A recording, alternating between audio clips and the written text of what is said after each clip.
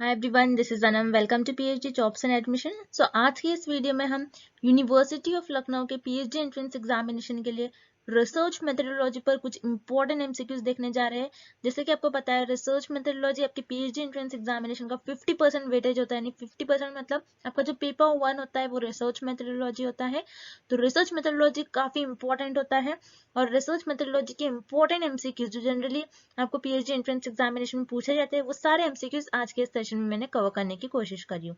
अब मैं आपको बता दूं, यूनिवर्सिटी ऑफ लखनऊ के पीएचडी एंट्रेंस एग्जामिनेशन की जो एप्लीकेशन फॉर्म है, उसकी लास्ट डेट है आपकी 6 अगस्त 2022। यानी 6 अगस्त के पहले पहले आप आपके एप्लीकेशन फॉर्म को जल्द से जल्द आप फिल करिएगा। आपको सारा प्रोसेस देख लेना है। मैंने डिटेल में भी वीडियो बना रखा है, आप वो भी देख लीजिए एक बारी जाके, जिससे कि आपके सारे डाउट्स क्लियर हो जाए। अब मैं आपको बता दूं, जो कि आपका पेपर 1 होता है पीएचडी एंट्रेंस एग्जामिनेशन में रिसर्च मेथोडोलॉजी, तो इसके लिए हम आपको प्रिपेयर करवाते हैं, जिसमें हम आपको कंप्लीट कोर्स प्रोवाइड करते हैं। आपको वीडियो लेक्चर्स हमारे देखने मिलेंगे, जैसे कि आप स्क्रीन पर देख सकते हो। थ्योरी और एमसीक्यूज दोनों वीडियो लेक्चर्स हम आपको प्रोवाइड करते हैं। थ्योरी से आपके कॉन्सेप्ट्स बिल्ड करेंगे, देन एमसीक्यूज से ट्रिक्स बताएंगे सारे हम आपको। देन नोट्स में इंपॉर्टेंट पॉइंट्स कवर कर रखे हैं। इंटरव्यू के लिए भी काफी हेल्पफुल होने वाले हैं। मॉक टेस्ट किसी भी टेस्ट को, अगर आप किसी भी एंट्रेंस एग्जामिनेशन में अपीयर होते हैं, तो मॉक टेस्ट काफी इंपॉर्टेंट रोल प्ले करता है। तो मॉक टेस्ट से आपकी प्रैक्टिस होती रहती है, आपको पता लगता है कि आप कितना आपका प्रिपेयर हुआ है, कितना आपके और प्रिपरेशन से कौन से टॉपिक्स पर आप वीक हो। And finally 1500 plus MCQs revision PDF, जो कि आपका रिवीजन करती है। सो ये सारा कोर्स आपको हम एक ही जगह पर प्रोवाइड कर रहे हैं, काफी कम फी में। और यहाँ पर मैं आपको बता दूं, 100% गारंटी वाला कोर्स है। हम आपको गारंटी देते हैं कि हमारे ही कोर्स से आपको एग्जामिनेशन में क्वेश्चन पूछे जाएंगे। तो आपको ज्यादा टाइम वेस्ट नहीं करना है। जल्द से जल्द हमें स्क्रीन पर दिए गए इस नंबर पर व्हाट्सएप के थ्रू आप हमें कॉन्टैक्ट करिए हमारे कोर्स को एक्सेस करने के लिए। और आप हमारे ऐप के थ्रू भी स्टडी मटेरियल को एक्सेस कर सकते हो। सो ऐप को एक्सेस करने के लिंक मैंने आपके साथ नीचे comment section as well as description box में शेयर कर रखा है, जिससे कि आप हमारे ऐप के 1 क्लिक में ही आप स्टडी मटेरियल को एक्सेस कर सकते हैं। वहां पर आपको कोई ऑप्शन नहीं आता है ऐप को डाउनलोड करिए, आप 1 क्लिक में ही सारी चीजें आप एक्सेस कर सकते हो। So that's it and let's begin with the video. तो एक बार ये एमसीक्यू स्टार्ट करने से पहले मैं आपको अच्छे तरीके से हमारे कंटेंट जो हम आपको प्रोवाइड करते हैं, जो स्टडी मटेरियल हम आपको प्रोवाइड करते हैं, उसके बारे में एक बार मैं आपको फटाक से बता दूं कि हमारे इस कोर्स में हम आपको video lectures, mock test, notes provide करते हैं और 1500 प्लस एमसीक्यूज रिविजन पीडीएफ। ये सारा जो कंटेंट आप देख रहे हो स्क्रीन पर, ये आपको एक ही जगह मिलेगा। कई स्टूडेंट्स क्या करते हैं, इंटरनेट से स्टडी मटेरियल रिफर करते हैं। सो इंटरनेट पे जो लैंग्वेज यूज करी जाती है, बहुत डिफिकल्ट लैंग्वेज यूज करी जाती है, जिससे कि आपको समझ नहीं आता है क्या लिखा हुआ है, किस तरीके से ये जो कंटेंट है आपको किस तरीके से रीड करना है, कितना कंटेंट आपको फॉलो करना है। क्योंकि हम हमारे कोर्स में आपको बताते हैं आपको कितना स्टडी मटेरियल यूज करना है। बहुत ज्यादा भी नहीं आपको पढ़ना है, बहुत कम भी नहीं, आपको जितना सफिशियंट है आपके स्टडी के लिए उतना आपको पढ़ना है। सो हमारे कोर्स में हम आपको गाइड करते रहते हैं कि किस तरीके से आपको किस टॉपिक पर ज्यादा फोकस रहना है, कहाँ से ज्यादा क्वेश्चंस आपको पूछे जा सकते हैं। ये सारी चीजें हमारे कोर्स में हम आपको बताते हैं। सो हमारा ये जो कोर्स है, हम आपको गारंटी के साथ कहते हैं कि हमारे इसी कोर्स से आपको एग्जाम में 30 से 35 क्वेश्चन डायरेक्टली पूछे जाएंगे। तो जल्द से जल्द आपको कोर्स को परचेस करना है। परचेस करने के लिए स्क्रीन पर ये जो नंबर नजर आ रहा है, इस पर व्हाट्सएप के थ्रू हमें कॉन्टैक्ट करना है। याद रखिएगा, नॉर्मल कॉल इस नंबर पर नहीं लगेगा। और आप हमारे इस ऐप के थ्रू भी स्टडी मटेरियल को एक्सेस कर सकते हो। सो ऐप को एक्सेस करने के लिंक मैंने आपके साथ डिस्क्रिप्शन बॉक्स में प्रोवाइड कर रखी है। So that's it and let's begin with the MCQs. What is the difference between the mean of a researcher's sample and the mean of the population of the sample known as? एक शोधकर्ता के नमूने और जनसंख्या के नमूने के मध्य के बीच अंतर को क्या कहते हैं? मतलब यहाँ पर इस क्वेश्चन में हमें एक डेफिनेशन दी गई है, हमें फाइंड आउट करनी है कि ये डेफिनेशन किस ऑप्शन की डेफिनेशन होगी। अब इस डेफिनेशन में हमें ये बताया गया है कि आपके जो पॉपुलेशन है, मतलब आपकी जो जनसंख्या है, जनसंख्या और आपके जो सैंपल मतलब रिसर्चर्स के सैंपल, मतलब आपके जो सैंपल से आपको इंफॉर्मेशन मिल रही है उसका मीन, पॉपुलेशन का मीन और सैंपल का मीन से आपको जो इंफॉर्मेशन मिल रही है उनका डिफरेंस क्या होगा, उनका अंतर को हम क्या कहेंगे। मतलब यहाँ पर पॉपुलेशन का मीन माइनस सैंपल का मीन, इस डिफरेंस को हम क्या कहेंगे। सो यहाँ पर आप क्या कर रहे हो, पॉपुलेशन का मीन मतलब पॉपुलेशन का जो भी मीन होगा वो आप लिखोगे, और सैंपल का मीन, सैंपल जिस पर हम रिसर्च परफॉर्म करते हैं, जिस पर हम शोध परफॉर्म करते हैं। तो शोधकर्ता का जो सैंपल होता है और सैंपल से हमको जो इंफॉर्मेशन मिलती है उसका डिफरेंस, अगर आप इन दोनों का डिफरेंस लोगे तो इस डेफिनेशन को हम कहते हैं सैम्पलिंग एरर, सैम्पलिंग एरर और सैंपल एरर। तो ये जो डेफिनेशन आपको दी गई है, तो ये डेफिनेशन आपकी होगी सैंपल एरर की, जिसे हम कहते हैं नमूनाकरण त्रुटि। तो यहाँ पर आप जो आपका ऑप्शन ए है ये सही हो जाएगा। तो ये डेफिनेशन जो आपको गिवन है ये सैंपल एरर की गिवन है। अब जो रिमेनिंग ऑप्शन है उसे भी हम एक बारी देख लेते हैं। सो कॉन्फिडेंस इंटरवल, जिसे हम कहते हैं विश्वास अंतराल। सो कॉन्फिडेंस इंटरवल क्या होता है कि आपको कॉन्फिडेंस होता है कि आपका जो रिजल्ट है वो कितने % सही आएगा, आपके रिजल्ट पर कॉन्फिडेंस, उसे हम कहते हैं कॉन्फिडेंस इंटरवल। आपको आपके रिजल्ट पर जो विश्वास होगा उसे हम कहते हैं कॉन्फिडेंस अंतराल, कॉन्फिडेंस इंटरवल। सो यहाँ पर ये जो डेफिनेशन है कॉन्फिडेंस इंटरवल की नहीं है, तो यहाँ पर आपका ऑप्शन भी गलत हो जाएगा। Then option C standard deviation, जिसे हम कहते हैं मानक विचलन। सो स्टैंडर्ड डिविएशन क्या होता है? स्टैंडर्ड डिविएशन बताते हैं कि आपका डेटा किस तरीके से स्प्रेड आउट है, आपका डेटा कितना स्प्रेड है, ये बताता है आपका स्टैंडर्ड डिविएशन। सो यहाँ पर आपका स्टैंडर्ड डिविएशन की भी हमें डेफिनेशन नहीं गिवन है, सो यहाँ पर आपका ऑप्शन सी भी गलत हो जाएगा। Then option D significance level, जिसे हम कहते हैं सार्थकता स्तर। तो सिग्निफिकेंस लेवल क्या होता है कि आप जैसे मान लेते हो रिसर्च में आपके 1% और 5% सिग्निफिकेंस लेवल आप सेट करते हो। मतलब आप ये देखते हो कि इतने % आपके रिसर्च में एरर होने के चांस है। अगर आपके इससे कम एरर आता है आपके रिजल्ट में, तो आप कहोगे कि आपके जो रिजल्ट है वो सही है। मतलब आपके जो रिजल्ट है वो बाय चांस नहीं आ रहे हैं, जो एक्चुअल में जो रियलिटी में रिजल्ट आना है वही आ रहा है। सो उससे हम कहते हैं सिग्निफिकेंस लेवल। सो ये सिग्निफिकेंस लेवल की भी हमें डेफिनेशन नहीं गिवन है, सो यहाँ पर भी आपका ऑप्शन डी गलत हो जाएगा। सो इस क्वेश्चन का सही ऑप्शन हो जाएगा ऑप्शन ए सैंपल एरर, जिसे हम कहते हैं नमूनाकरण त्रुटि। Next, information available on website is an example of. Website पर उपलब्ध सूचना किसका एक उदाहरण है? इस क्वेश्चन में हमें फाइंड आउट करना है कि एक वेबसाइट है, उस वेबसाइट पर कुछ इंफॉर्मेशन अवेलेबल है। सो ये कौन से डेटा का एग्जाम्पल होगी, हमें ये पता लगाना है। मतलब एक वेबसाइट है, वेबसाइट पर कुछ सूचना उपलब्ध है। सो ये जो आपकी सूचना उपलब्ध है ये कौन सा उदाहरण होगी, कौन से आंकड़े का उदाहरण होगी, हमें ये पता लगाना है। सो याद रखिए वेबसाइट पर आपकी इंफॉर्मेशन प्रेजेंट है, सो ये आपके सेकेंडरी डेटा का एग्जाम्पल होगी, मतलब आपके द्वितीयक आंकड़े का एग्जाम्पल होगी, मतलब आपके द्वितीयक आंकड़े का उदाहरण होगी अगर आपके कोई वेबसाइट पर सूचना उपलब्ध है तो। अब किस तरीके से, अब जैसे इस क्वेश्चन में आपको बताया गया वेबसाइट पर कुछ इंफॉर्मेशन अवेलेबल है, जैसे आपके रिसर्च में दो टाइप का डेटा होता है, एक होता है प्राइमरी और सेकेंडरी। सो सेकेंडरी डेटा उसी तरीके से, सेकेंडरी डेटा क्या होता है जिसमें आपके पास इंफॉर्मेशन ऑलरेडी अवेलेबल हो, आपके पास इंफॉर्मेशन ऑलरेडी अवेलेबल हो, उसे हम कहते हैं सेकेंडरी डेटा। उसी तरीके से वेबसाइट पर कुछ इंफॉर्मेशन अवेलेबल है तो ये आपका सेकेंडरी डेटा का एग्जाम्पल होगा। अब प्राइमरी डेटा क्या होता है? प्राइमरी डेटा जो रिसर्चर खुद जनरेट करते हैं उससे हम कहते हैं प्राइमरी डेटा। प्राइमरी डेटा जो आपके शोधकर्ता खुद उस इंफॉर्मेशन को कलेक्ट करते हैं उसे हम कहते हैं प्राथमिक आंकड़े। ऐसे आंकड़े जो रिसर्चर, जो आपके शोधकर्ता खुद जनरेट करते हैं, खुद इंफॉर्मेशन को कलेक्ट करते हैं, उसे हम कहते हैं प्राथमिक डेटा और प्राइमरी डेटा। सो यहाँ पर वेबसाइट पर इंफॉर्मेशन अवेलेबल है तो ये आपके सेकेंडरी डेटा का एग्जाम्पल हो गया, ना कि प्राइमरी डेटा। सो यहाँ पर जो आपका ऑप्शन ए है ये गलत हो जाएगा। देन हम ऑप्शन सी और डी भी देख लेते हैं। Option C internet data. Internet data मतलब इंटरनेट आंकड़े क्या होते हैं आपके, जो आप इंटरनेट कनेक्ट करते हो, इंटरनेट से आप जो भी इंफॉर्मेशन कलेक्ट करते हो इंटरनेट पर, आप इंटरनेट कनेक्ट करोगे, इंटरनेट से आपको जो भी इंफॉर्मेशन मिल रही है वो इंटरनेट का डेटा होगा। सो यहाँ पर ये भी आपका सही आंसर नहीं होगा। सो यहाँ पर जो आपका ऑप्शन सी, जो विकल्प सी है इंटरनेट आंकड़े, ये भी गलत हो जाएगा। Then option D research data. Research data मतलब आपके शोधपरक आंकड़े।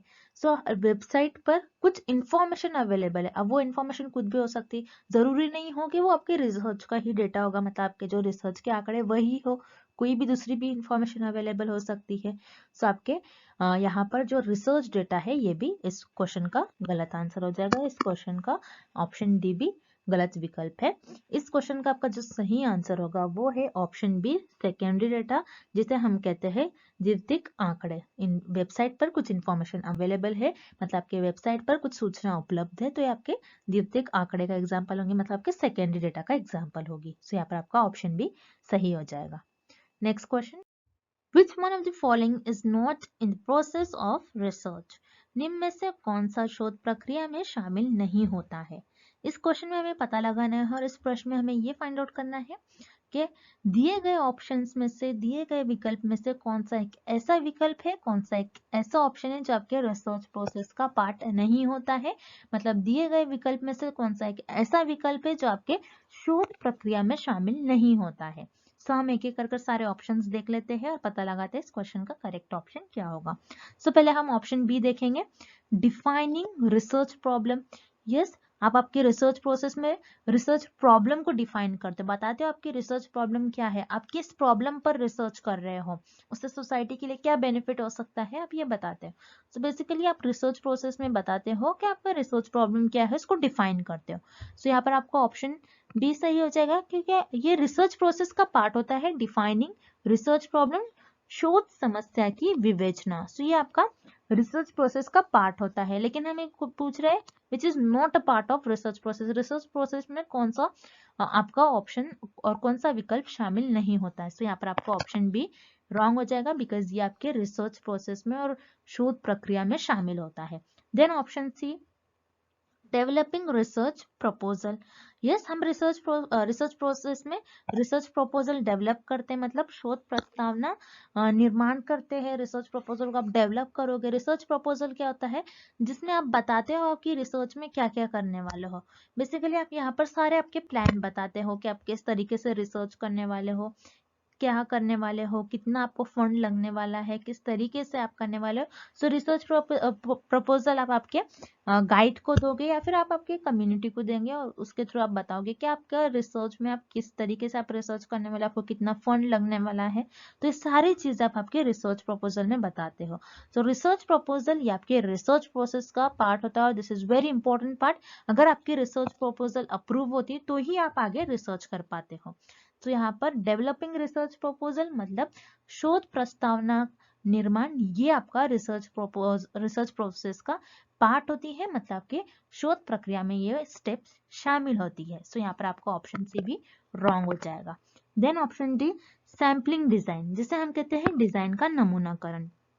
मतलब आप सैम्पलिंग डिजाइन बताओगे रिसर्च के प्रोसेस में, मतलब आप किस तरीके से आपके सैंपल्स को सिलेक्ट करने वाले हो, कौन सा सैम्पलिंग मेथड यूज करने वाले हो, आपकी पॉपुलेशन कितनी होगी, सैंपल के लिए आपने किन किन मेंबर्स को चूज करा है, आप किस पर स्टडी परफॉर्म करें।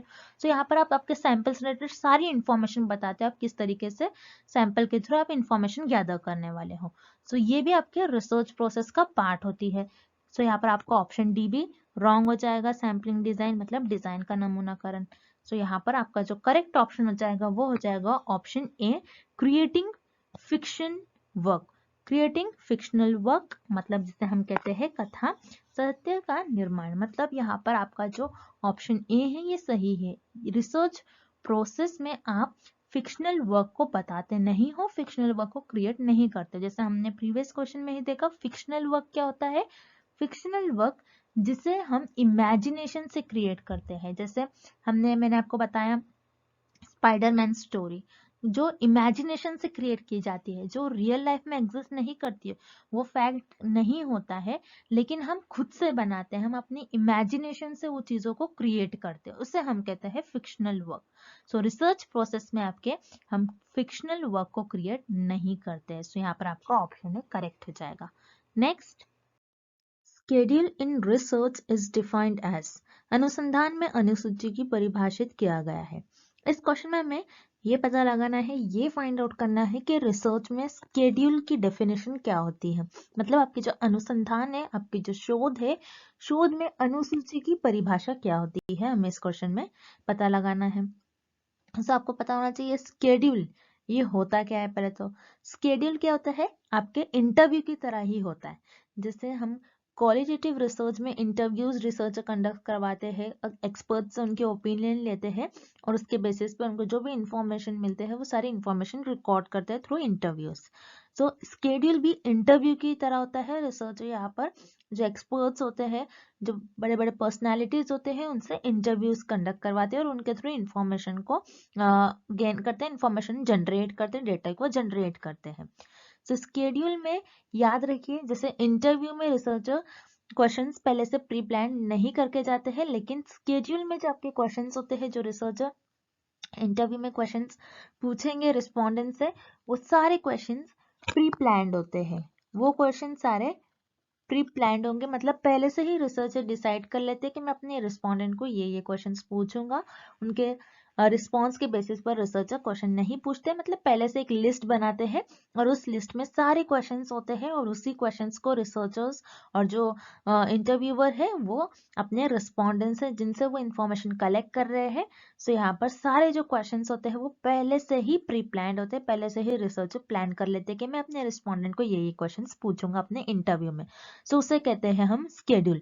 लेकिन याद रखिएगा, इंटरव्यू में जो क्वेश्चंस होते हैं वो प्री प्लान नहीं होते, पहले से रिसर्चर डिसाइड नहीं करते, बल्कि रिसर्चर और रिस्पोंडेंट का जो रिस्पॉन्स आता है उन्हीं की बेसिस पर आगे क्वेश्चंस पूछते हैं। वहां पर रिसर्चर के इंटरव्यू में रिसर्चर के जो क्वेश्चंस होते हैं वो रिसर्चर डिसाइड नहीं करते, लेकिन स्केड्यूल में रिसर्चर पहले से ही क्वेश्चंस को डिसाइड कर लेते हैं, वो अपने रिस्पोंडेंट से कौन कौन से क्वेश्चंस पूछने वाले हैं। सो याद रखिएगा, स्केड्यूल में रिसर्चर इंटरव्यू ले रहे हैं, मतलब यहाँ पर रिसर्चर डेटा जनरेट कर रहे हैं। तो जब भी रिसर्चर को कुछ डेटा जनरेट करते हैं, डेटा जनरेट कर रहे हैं यहाँ पर, इंटरव्यू स्केड्यूल भी एक टाइप का इंटरव्यू ही है, और यहाँ पर रिसर्चर डेटा को जनरेट कर रहे हैं।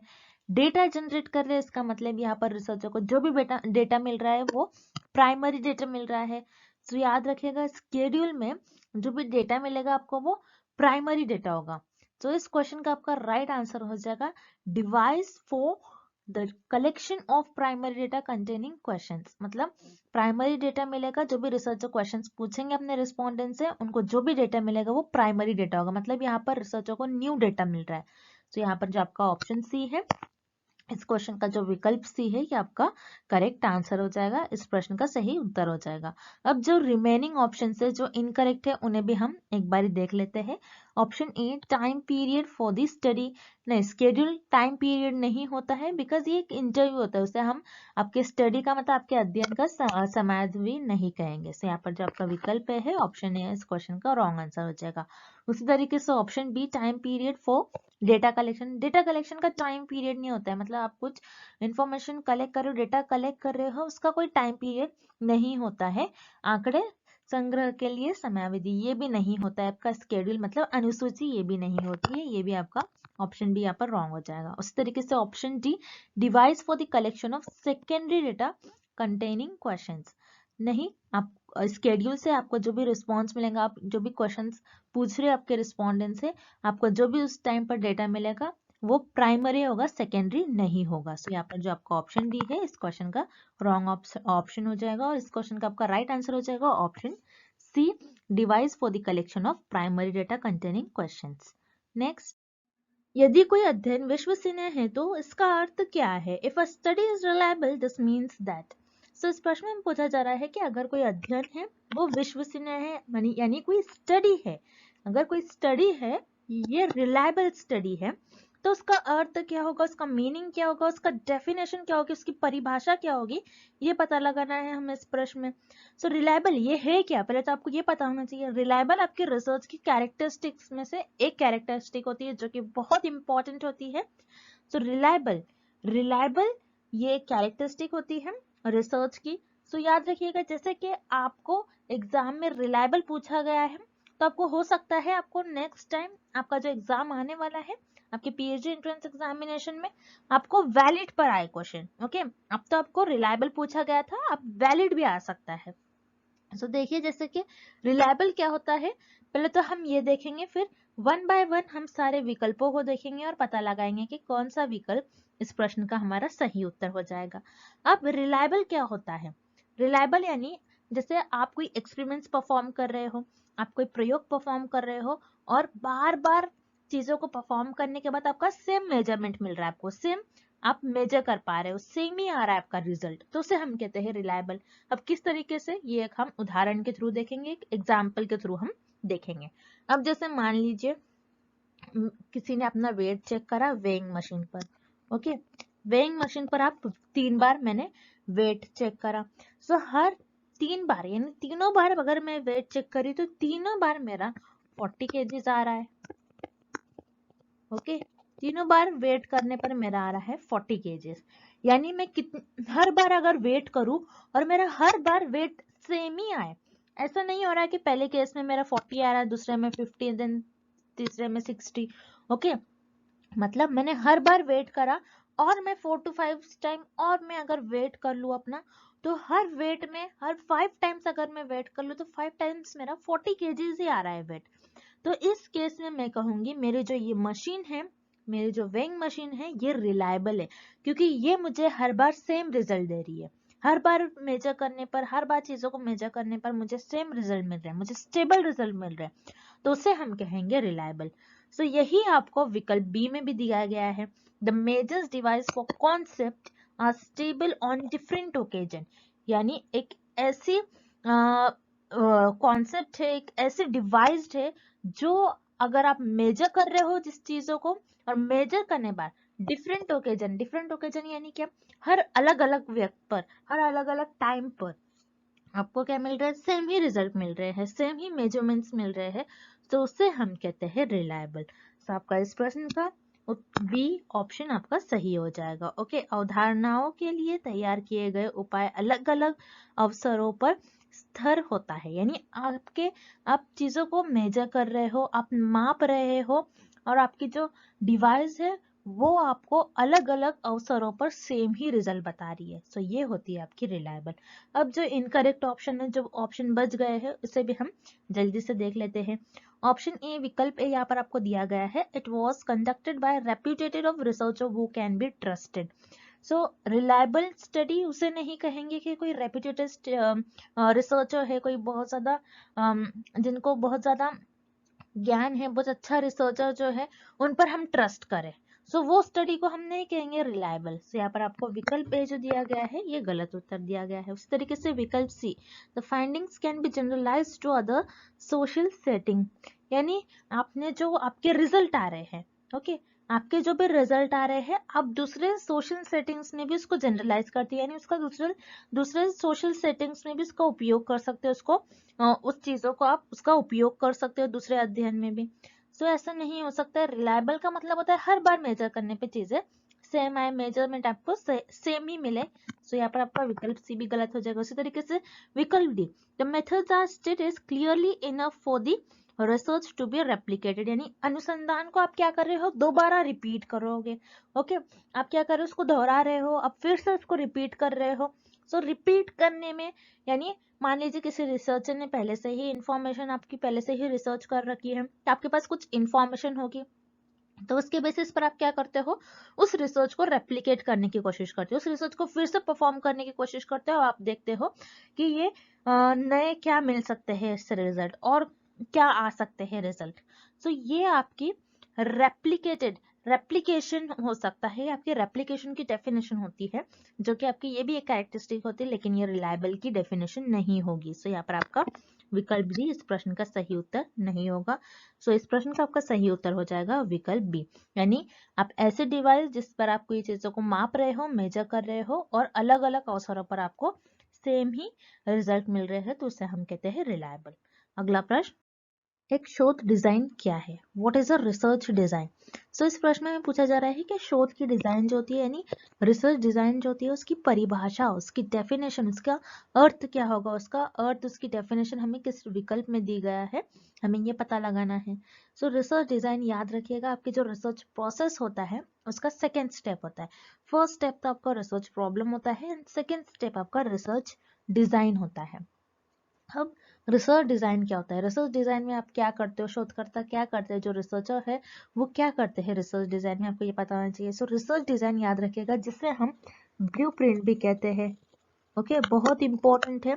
आपको एग्जाम में ये भी पूछा जा सकता है, व्हाट इज अ ब्लूप्रिंट। सो आपको कंफ्यूज नहीं होना है, याद रखना है, रिसर्च डिजाइन को ही ब्लूप्रिंट भी कहते हैं, ओके, रिसर्च डिजाइन का ही दूसरा नाम होता है ब्लूप्रिंट। अब रिसर्च डिजाइन जैसे डिजाइन है, यानी किसी चीज की आप कुछ आप सोचोगे उसके बारे में कि आप किस तरीके से उसको आप परफॉर्म करने वाले हो। सो रिसर्च डिजाइन, रिसर्च को आप किस तरीके से आगे चलकर परफॉर्म करने वाले हो, कौन कौन से स्टेप्स आप परफॉर्म करने वाले हो, कौन सी रिसर्च का, कौन सी शोध का उपयोग कर कर आप आपके रिसर्च परफॉर्म करोगे, कौन सी आप किस तरीके से हाइपोथेसिस ले डाउन करोगे, आप कैसे सैंपल्स बनाओगे, कैसे आप नमूनों को चुनोगे, आप कहाँ से चुनोगे, किस एरिया से चुनोगे, किस पर आप स्टडी परफॉर्म करने वाले हो, उसका सोसाइटी पर क्या बेनिफिट हो सकता है, उसका बेनिफिट, उसका ऑब्जेक्टिव क्या हो सकता है, आप डेटा किस तरीके से कलेक्ट करोगे आपके नमूनों से, आप कहाँ से डेटा कलेक्ट करने वाले हो, आप किस तरीके से डेटा को एनालाइज करने वाले हो, किस तरीके से आप आपके रिजल्ट बताने वाले हो, किस तरीके से आप आपकी रिसर्च करने वाले हो, ये सारे आप आपके रिसर्च डिजाइन में करते हैं। यानी रिसर्च डिजाइन में आप प्लानिंग करते हैं। ब्लूप्रिंट का भी मतलब होता है प्लानिंग। प्लानिंग, आप जैसे किसी चीज को आप परफॉर्म करने वाले हो, उसके पहले आप क्या कर लेते हो, प्लानिंग कर लेते हो।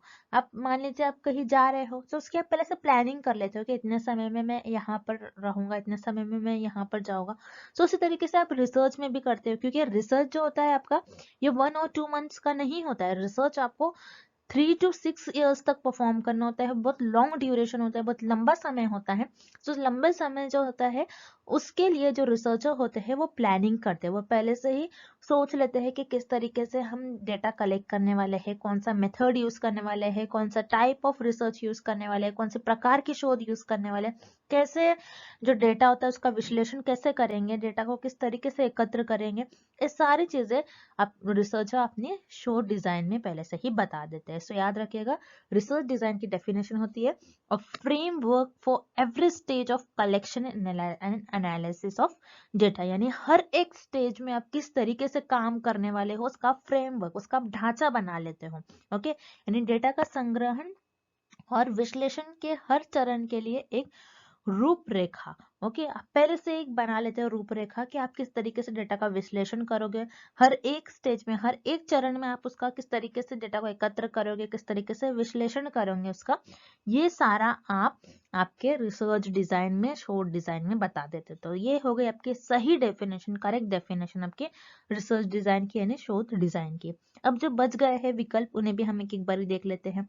विकल्प ए, a way of conducting research that is not grounded in theory, यानी अनुसंधान करने का एक तरीका जो संदर्भ पर आधारित नहीं होता है।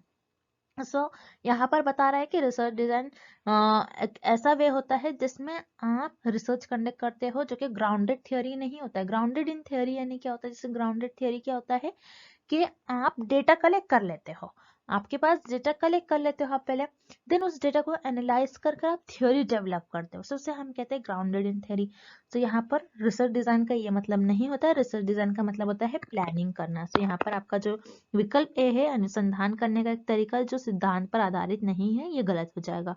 उसी तरीके से विकल्प B, choice between using qualitative and quantitative methods, यानी आप क्या कर रहे हो, आप चॉइस कर रहे हो, आप चुन रहे हो कि आप कौन सा मेथड उपयोग करोगे, आप कौन से मेथड का, आप कौन से तरीकों का उपयोग करोगे, क्या आप गुणात्मक तरीके का उपयोग करोगे या फिर मात्रात्मक तरीकों का उपयोग करोगे आपके रिसर्च में।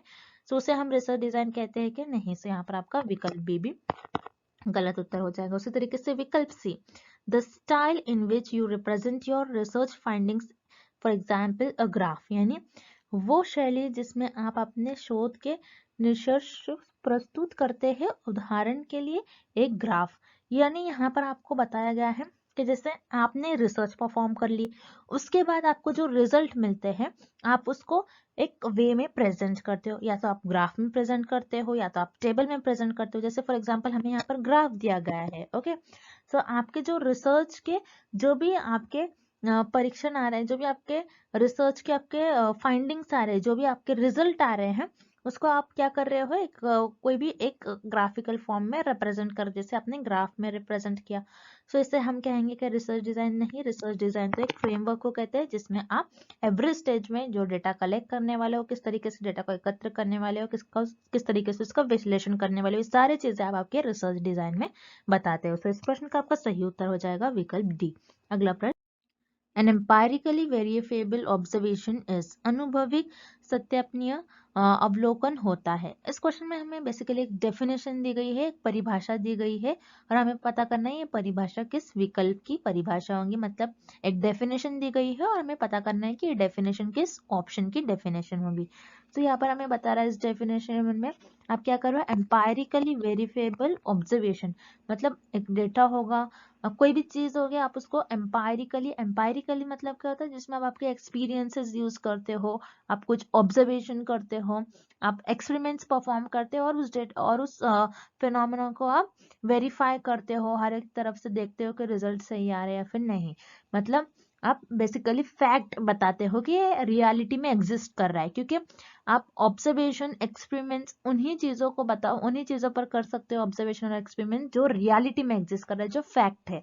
तो ये जो हमें डेफिनेशन दी गई है ये फैक्ट की डेफिनेशन दी गई है इस प्रश्न में और इस क्वेश्चन में तथ्य की डेफिनेशन दी गई है। फैक्ट मतलब जो रियलिटी में एग्जिस्ट कर रहा है, जो सचमुच में हो, जिसे हम इमेजिन नहीं कर सकते, जो रियलिटी में एग्जिस्ट कर रहा है, जिस पर आप एक्सपेरिमेंट्स परफॉर्म करते हो, जिसको आप ऑब्जर्व करते हो, उसको वेरीफाई करते हो, जो रियलिटी में एग्जिस्ट कर रही है, उसे हम कहते हैं फैक्ट। सो ये जो डेफिनेशन दी गई है फैक्ट की डेफिनेशन दी गई है।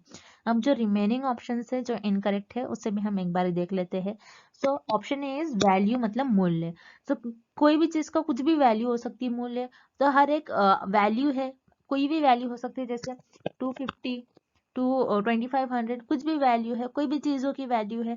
सो हर एक चीजों की वैल्यू है, सो उसे हम टेस्ट नहीं कर सकते, वैल्यू को, मूल्य को आप टेस्ट नहीं कर पाओगे। सो यहाँ पर जो आपका विकल्प है ये इनकरेक्ट है, ये आपका रॉन्ग ऑप्शन है। उसी तरीके से थ्योरी, थ्योरी मतलब सिद्धांत, आपकी जो थ्योरी होती है, थ्योरी को आप, थ्योरी पर एक्सपेरिमेंट्स और यू कैन से थ्योरी पर आप कोई एक्सपेरिमेंट्स नहीं परफॉर्म करते, बेसिकली उसको ऑब्जर्व तो करोगे लेकिन आप आपके एक्सपीरियंसेस नहीं यूज कर सकते हो।